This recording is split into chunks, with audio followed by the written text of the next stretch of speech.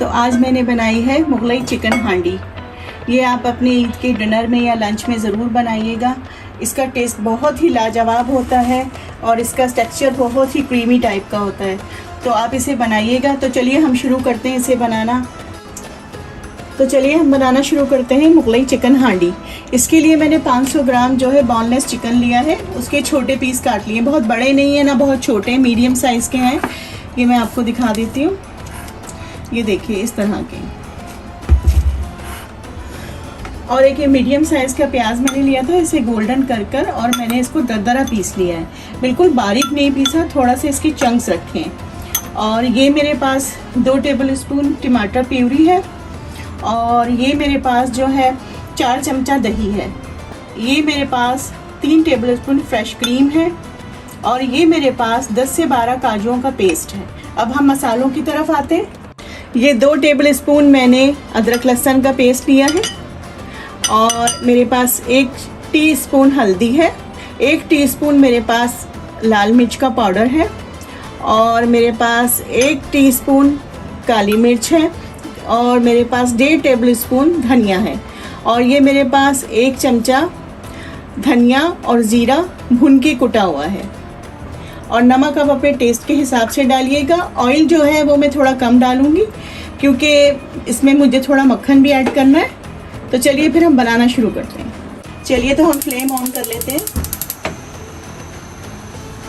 और हम इसमें कुकिंग ऑयल डालते हैं।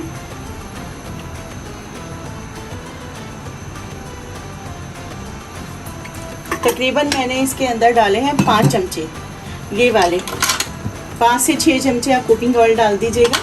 और अगर मैं 500 ग्राम की बना रही हूँ, अगर आप 1000 ग्राम की बनाते हैं तो इन सब चीज़ों को डबल कर दीजिएगा। मसालों को डबल कर दीजिएगा, नमक अपने टेस्ट के हिसाब से डालिएगा।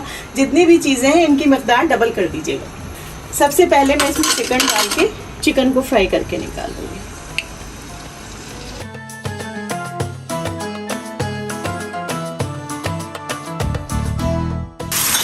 और इसमें मैं ये थोड़ा सा नमक ऐड कर दूँगी। इसमें मैं थोड़ा सा नमक डाल दूँगी फ्राई करते हुए। ये तकरीबन नमक मैंने डाला है आधा टीस्पून। देखिए चिकन पर हल्का सा गोल्डन कलर आना शुरू हो गया है।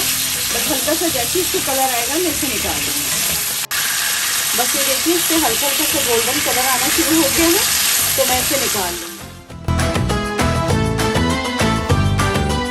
फ्लेम में बिल्कुल लो कर दूँगी इसको। अब मैं इसमें लहसुन अदरक का पेस्ट ऐड कर दूँगी।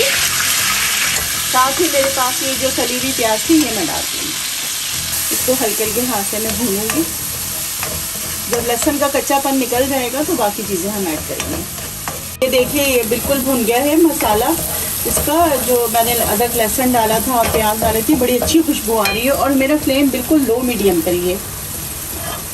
अब मैं इसके अंदर ये सारे मसाले ऐड कर दूँगी। लाल मिर्चें, हल्दी, धनिया, काली मिर्चें, नमक मैं आपको फिर कह रही हूँ अपने टेस्ट के हिसाब से ही डालिएगा क्योंकि मैंने पहले भी डाला, इसलिए मैं ज़रा कम ही डाल रही हूँ। कम हो जाए तो कोई मसला नहीं होता, आप थोड़ा और डाल सकते हैं। लेकिन ज़्यादा हो जाए तो फिर थोड़ी प्रॉब्लम हो जाती है कि उसको फिर निकालने में बड़ी दिक्कत होती है। थोड़ा सा पानी में और ऐड करूँगी। अब इसके साथ मेरे पास ये टमाटर प्यूरी भी मैं ऐड कर दूँगी। रेसिपी को शुरू से आखिर तक देखा करें ताकि आपकी कोई चीज़ मिस ना हो जाए, फिर आपको बनाते हुए प्रॉब्लम ना हो। टमाटर के साथ इसको 2 से 3 मिनट तक मैं भूनूंगी मसाले को कि टमाटर का कच्चापन निकल जाए। थोड़ा थोड़ा पानी ऐड करके फ्लेम को मैं बिल्कुल लो मीडियम पे कर दूँगी। अब हम ज़रा इसको सूंघ कर मैं देखती हूँ। मसाले को जब आप सूंघेंगे तो आपको पता चल जाएगा कि मसाला भुन गया है या उसमें से कच्ची कच्ची खुशबू आ रही है। अभी मसाला कच्चा है।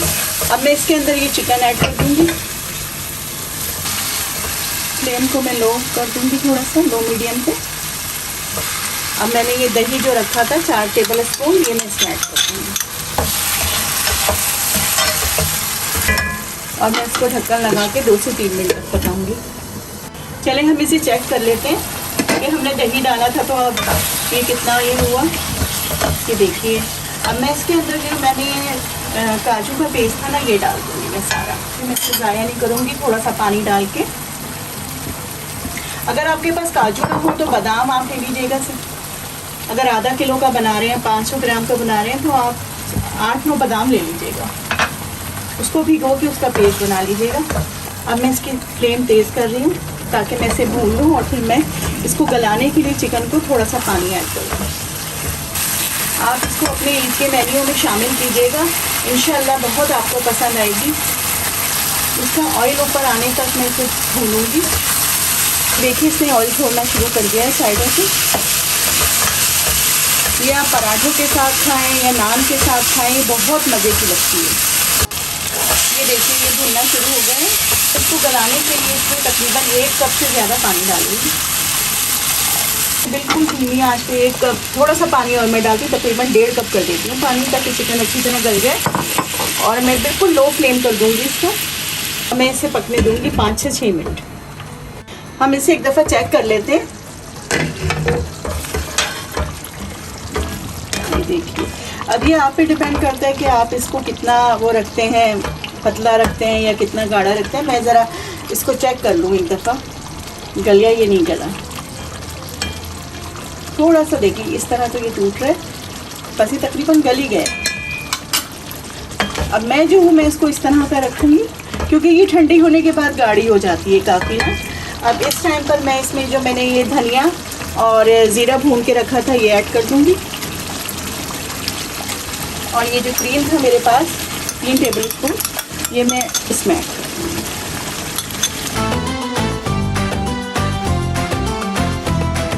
ये देखिए ये बिल्कुल सही है इसका।